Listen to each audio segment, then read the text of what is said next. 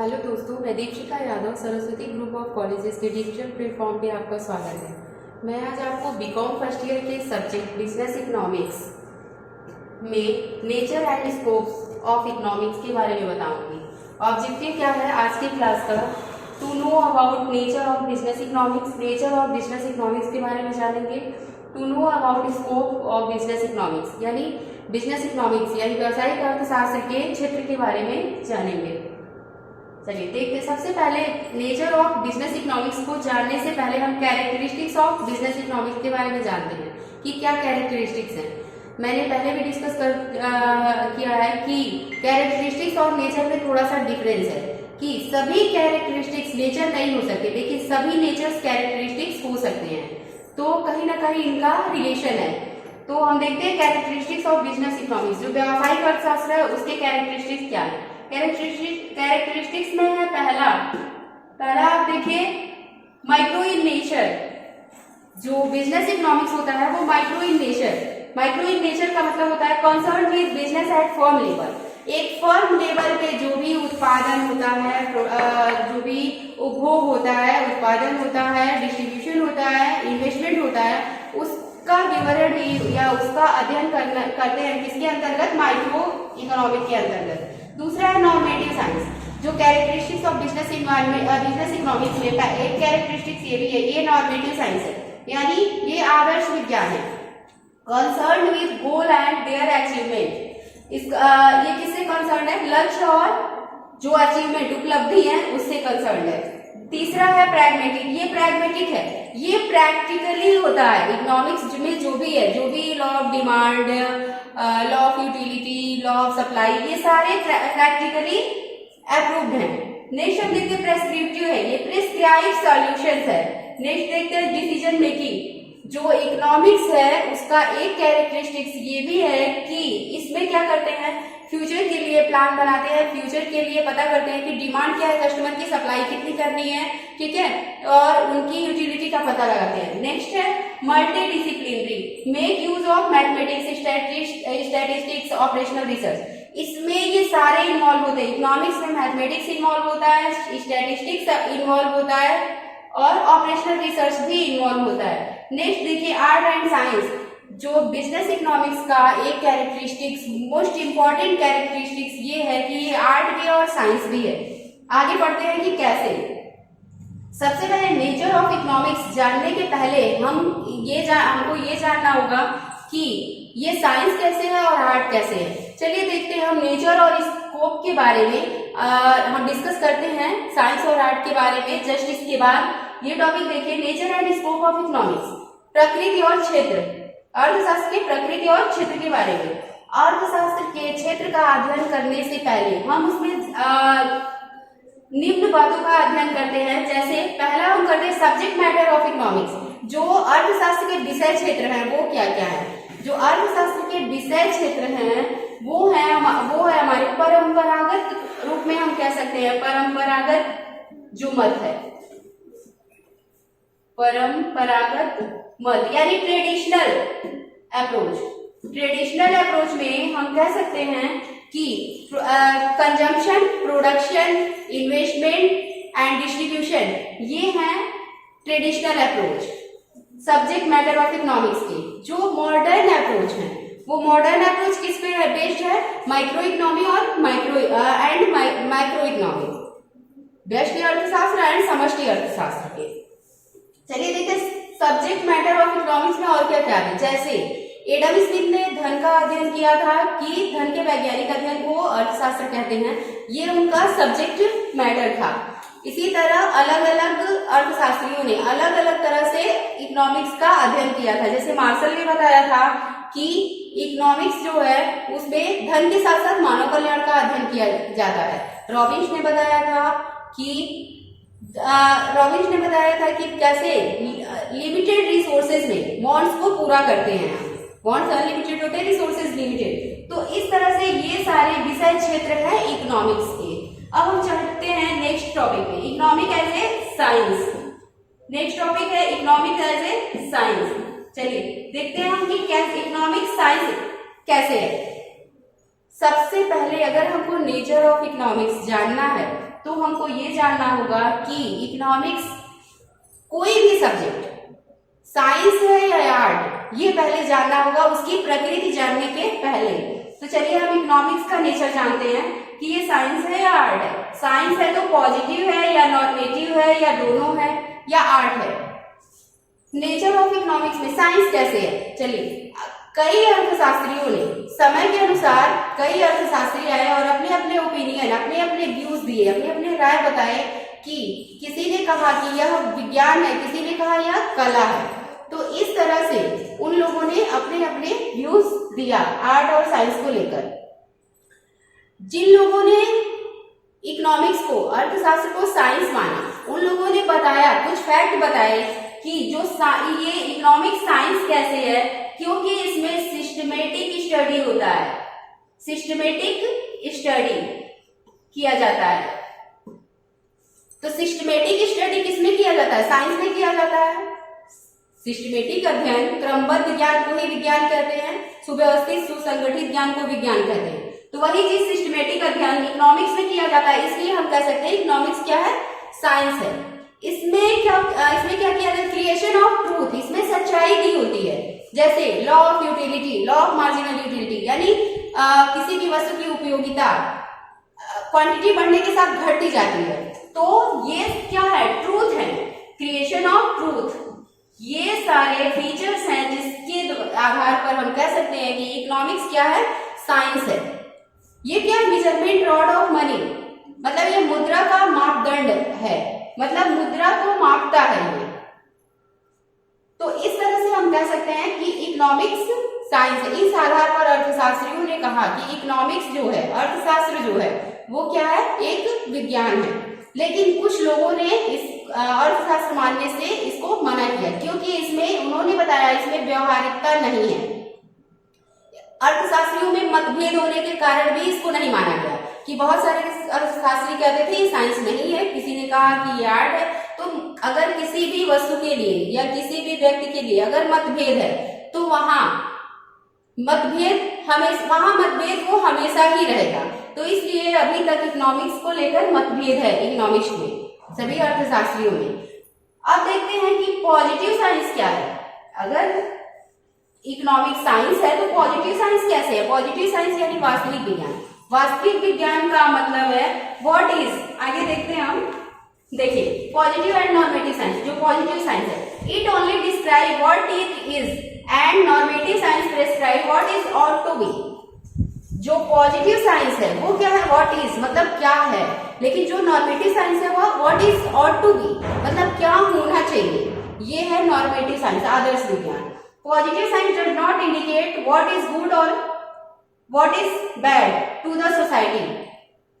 जो positive science है वो ये नहीं इंडिकेट करता कि क्या समाज के लिए बेहतर है, अच्छा है, क्या समाज के लिए बुरा है, ये डिस्क्राइब नहीं करता। क्योंकि जो पॉजिटिव साइंस है उसमें जो आर्थिक क्रियाएं होती हैं वो क्या है, क्या थी, क्या है, क्या होंगी, ऐसा होता है। जैसे एक फॉर एग्जाम्पल कि अगर किसी वर्कर की मजदूरी है तो मजदूरी क्या है, कैसे तय होती है, और लेकिन इसमें ये नहीं अध्ययन किया जाता कि क्या होनी चाहिए। पॉजिटिव साइंस में सिर्फ ये अध्ययन किया जाता है कि क्या है और कैसे तय हुई है ये मजदूरी, किस आधार पर तय की गई है। नेक्स्ट देखते हैं, it will simply provide result of economic analysis of a problem. ये सिंपली क्या प्रोवाइड करता है, रिजल्ट देता है, न कि इसमें कोई नैतिकता या मोरल इस टाइप की बातें नहीं की जा सकती, इसमें कोई सुझाव नहीं दिया जाता। नेक्स्ट हम देखते हैं नॉर्मेटिव साइंस। जो इकोनॉमिक्स है वो नॉर्मेटिव साइंस कैसे है, it makes distinction between good and bad. इसमें क्या होता है कि जो आवश्यक सुझाव है, अच्छाई बुराई को लेकर, औचित्य को लेकर जो भी सुझाव है वो सुझाव दिए जाते हैं और ये बताए जाते हैं, नैतिकता पूर्वक निर्णय लेकर ये बताए जाते हैं कि क्या होना चाहिए, what is ought to be. It prescribe what should be done to promote human.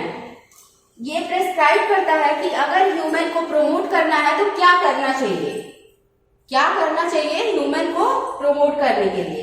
Welfare and it also suggest how it can be rectified. Welfare and it also suggest, welfare यानी कल्याण से जोड़ते हैं इसको, कल्याण से, मानव कल्याण से जोड़ते बोलते हैं and it also suggest how it can be rectified, कि कैसे इसको हम रेक्टिफाई करें। Therefore economics is a positive as well as normative science, इसलिए हम कह सकते हैं जो इकोनॉमिक्स है वो पॉजिटिव साइंस भी है और नॉर्मेटिव साइंस भी है। कई सारे अर्थशास्त्री जैसे मार्शल पीगू, डार्विन, इन लोगों ने इसको सपोर्ट किया कि ये क्या है, पॉजिटिव साइंस के साथ साथ नॉर्मेटिव साइंस भी है। चलिए नेक्स्ट देखते हैं पॉजिटिव वर्सेस नॉर्मेटिव साइंस क्या डिफरेंस है। अभी हम पढ़े हैं कि पॉजिटिव साइंस क्या होता है और नॉर्मेटिव साइंस क्या होता है। अब हम देखेंगे पॉजिटिव इकोनॉमिक्स और नॉर्मेटिव इकोनॉमिक्स में क्या अंतर है। वही सेम चीज है, फोकस ऑन व्हाट इज, मतलब क्या है। एनालाइज एक्चुअल मेजरेबल आउटकम, इसमें एक्चुअल मेजर किया जाता है कि क्या है, क्या होना चाहिए, ऐसा मेजरमेंट नहीं होता। Does not impose value judgement, person feeling and conviction, किसी व्यक्ति के कंप्लेन का, उसके फीलिंग का, उसके इमोशन का कोई स्थान नहीं होता पॉजिटिव साइंस में। Positive economics is economics as a science, positive economics जो है वो इकोनॉमिक एज ए साइंस, एक विज्ञान की तरह काम करता है। विज्ञान भी एक फैक्ट बताता है कि क्या है, यानी क्रिएशन ऑफ ट्रूथ बताता है। Normative economics focus on what someone think और टू बी और शुड बी। जो नॉर्मेटिव इकोनॉमिक्स है, जैसा कि नॉर्मेटिव साइंस में पढ़े, what is ought to be, मतलब क्या होना चाहिए, वो मतलब जो भी आर्थिक क्रियाएं हो रही हैं, जो भी कंजम्पशन हो रहा है, जो भी प्रोडक्शन हो रहा है, इन्वेस्टमेंट हो रहा है, डिस्ट्रीब्यूशन हो रहा है, उसमें क्या होना चाहिए, ये बताता है normative economics. Make ethical judgement, values judgement, ये क्या करता है, एथिकल जजमेंट बताता है, लीगल जजमेंट, लेकिन उसके साथ वैल्यूज जजमेंट भी जुड़ा है। नेक्स्ट हम आते हैं इकोनॉमिक एज एन आर्ट। अब देखते हैं साइंस तो जान गए कि साइंस कैसे है, पॉजिटिव साइंस है और पॉजिटिव साइंस है और नॉर्मेटिव साइंस है। अब नेक्स्ट हम आते हैं आर्ट, यह कला है। जो इकोनॉमिक्स है वह कला है। कैसे कला है, जो एडम स्मिथ थे, मार्शल पीगू, इन लोगों ने कला को भी मान कि इकोनॉमिक्स एक कला है, इन लोगों ने माना। लेकिन वहीं कुछ ऐसे अर्थशास्त्री थे जैसे सीनियर और भी थे जिन लोगों ने माना कि अर्थशास्त्र कला नहीं है। चलिए देखते हैं कि कला है तो कैसे है। Helpful in solution of economic problem, जो भी इकोनॉमिक प्रॉब्लम है उसके सॉल्यूशन में ये काम करता है। इसमें सिद्धांत और व्यावहारिकता, जो इकोनॉमिक्स अर्थशास्त्र है उसमें सिद्धांत और व्यावहारिकता दोनों होती है, इसलिए हम मान सकते हैं कि ये कला भी है। कैसे, यहाँ देखते हैं एक चीज और कि कला होने के साथ इसका साइंस से कहीं भी रिलेशन खत्म नहीं होता है। साइंस जो का त्यों रहेगा, लेकिन ये कला भी व्यावहारिकता भी फॉलो करता है। कोई भी राजनीतिज्ञ या कोई भी इकोनॉमिस्ट बिना उस देश की स्थिति को जाने, उस देश की कंडीशन को, सिचुएशन को समझे, कोई भी नीति निर्धारण नहीं कर सकता। कि जैसा कि इस समय अभी कोरोना महामारी की वजह से जो देश में आर्थिक संकट पैदा हुआ है, उसमें क्या है कि बैंक रेट चेंज हुए हैं, repo rate, reserve repo rate में चेंजेस हुए हैं। ये क्यों हुए हैं, क्योंकि ये कंडीशन को देखते हुए व्यवहारिकता लाया गया है और व्यवहारिकता की दृष्टि से इन सभी रेटों में चेंजेस हुए हैं। तो ये क्या करता है, helpful in solution of economic problem. अभी जो प्रॉब्लम है, इकोनॉमिक प्रॉब्लम है, उसके सॉल्यूशन में हेल्प करता है। Increasing importance of applied economic, जो अप्लाइड इकोनॉमिक है उसके महत्व को इंक्रीज करता है। इकोनॉमिक एस्पेक्ट ऑफ प्रॉब्लम, जो भी प्रॉब्लम्स है इकोनॉमिक्स में उनको दूर करता है, क्योंकि ये काम करने, उस साइंस, उस रूल रेगुलेशन को फॉलो करने का तरीका बताता है। Art, economic as an art does not weaken its scientific aspect. Thus, an economic work as a scientist when he studies economics and an artist when he practices it.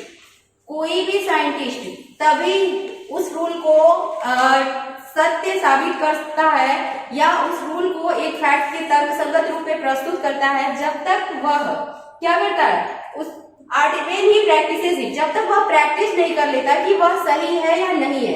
जैसे हम कह सकते हैं कि जो पॉजिटिव साइंस है और एक नॉर्मेटिव साइंस, दूसरा आदर्श विज्ञान, नॉर्मेटिव साइंस, इन दोनों के बीच पुल की तरह कार्य करता है ये आर्ट।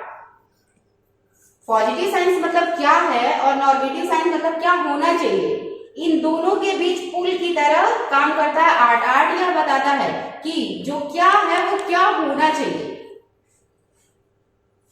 तो ये इसलिए हम कह सकते हैं कि इकोनॉमिक्स क्या है, एक आर्ट है। देखिए, दस economics is A science in its methodology and an art in its application. Methodology के को देखा जाए तो यह क्या है, इकोनॉमिक साइंस है, और इसके एप्लीकेशन को देखा जाए तो कह सकते हैं कि आर्ट है। अब देखते हैं स्कोप ऑफ इकोनॉमिक्स में एक और है, स्कोप ऑफ इकोनॉमिक्स में माइक्रो इकोनॉमिक्स और micro economics. Micro economics in the sense की study individual income, individual firm, individual income, individual के बारे में अध्ययन करते हैं। माइक्रो इकोनॉमिक के अंतर्गत किसी इंडिविजुअल फर्म के बारे में अध्ययन करते हैं, किसी इंडिविजुअल पर्सन के बारे में अध्ययन करते हैं। लेकिन माइक्रो इकोनॉमिक्स में नेशनल इनकम यानी पूरी अर्थव्यवस्था के बारे में अध्ययन करते हैं माइक्रो इकोनॉमिक्स में। नेक्स्ट देखते हैं analyse demand and supply of labour. इसमें क्या एनालाइज करते हैं कि जो उस फर्म के लेबर है, श्रमिक है, उनके डिमांड और सप्लाई के बारे में अध्ययन करते हैं। Analyses total employment in the economy, उस पूरी अर्थव्यवस्था में टोटल कितना एम्प्लॉयमेंट है उसके बारे में अध्ययन करते हैं माइक्रो इकोनॉमी में। Deals with house hold and firm decision, एक फर्म के बारे में या एक हाउस होल्ड के बारे में डिसीजन लिया जाता है इसमें। लेकिन डील विद एग्रीगेट डिसीजन, इसमें संपूर्ण इकोनॉमिक, संपूर्ण अर्थव्यवस्था के बारे में निर्णय लिया जाता है। नेक्स्ट देखिए, स्टडीज इंडिविजुअल प्राइसेस, इसमें किसी एक प्रोडक्ट या किसी एक इंडिविजुअल प्राइसेस के बारे में अध्ययन करते हैं। स्टडीज ओवरऑल प्राइस लेवल, इसमें ओवरऑल प्राइस लेवल के बारे में अध्ययन करते हैं। Next analyse demand and supply of goods, इसमें एनालाइज करते हैं कि डिमांड और सप्लाई ऑफ गुड्स क्या होगा। Analyse aggregate demand and aggregate supply, इसमें पूरी अर्थव्यवस्था के डिमांड और सप्लाई के बारे में अध्ययन करते हैं। ये रहा हमारा difference between micro and micro economics. ये स्कोप ऑफ इकोनॉमिक्स भी है। चलिए, इससे क्वेश्चन जो राइज होंगे वो होंगे, define the nature of business economics, what is the scope of economics, point out the difference between positive and normative science. एक और क्वेश्चन हो सकता है कि difference between micro and micro economics. इसी के साथ ये टॉपिक खत्म होता है। Thank you.